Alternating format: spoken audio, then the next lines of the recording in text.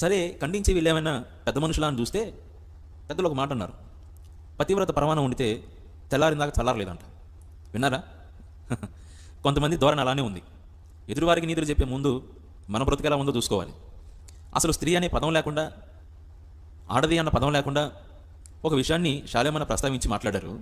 దాని గురించి live debates పెట్టుకొని మాట్లాడుతున్న వాళ్ళు ఎవరు అని చూస్తే అందులో మొన్న నాకు బాగా నవ్వొచ్చిన సంగతి ఏంటంటే రాధా మనోహర్ దాస్ కనపడ్డాడు.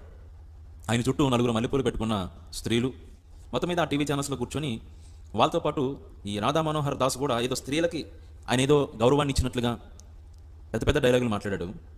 అసలు ఆయన బాగోతాన్ని ఒకసారి మీరు చూడండి. ఈ రసిక రాధ జీవితాన్ని ఒకసారి చూడండి.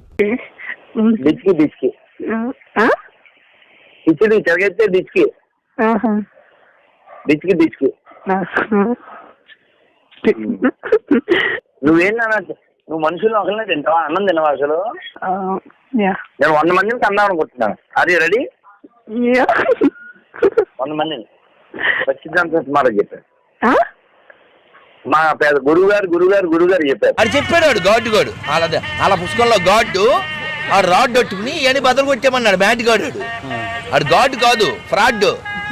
ఆడు గాడ్ కాదు, గాండు. అంతా యేసు పూలు పెట్టారు, మేరీ పూలు పెట్టారు, పూకు చుట్టూ పూలు పెట్టారు, దానికి చేశారు విగ్రహం చుట్టూ పూలు పెట్టారు. ఏంటా మరి ఇదంతా?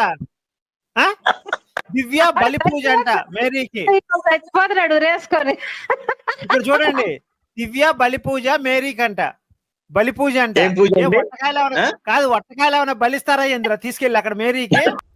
స్త్రీలని ఎంత గౌరవిస్తున్నాడు కదా. ఆ మాటలు పాటలు 100 మందిని కానీ స్టామినే కదా, ఎక్కడికి పోతాయి? నేను అనుకున్నాను పాపం వాడు బలహీనుడు కదా, లైవ్లో పాపం వీళ్ళు చక్కగా మల్లెపూలు పెట్టుకొని కూర్చున్నారు, వాళ్ళని అగాయిత్యం చేస్తాడేమో అనిపించింది. దేవుని దయ వల్ల అలాంటివి ఏం చేయకుండా కాస్త కంట్రోల్లో పెట్టుకున్నాడు.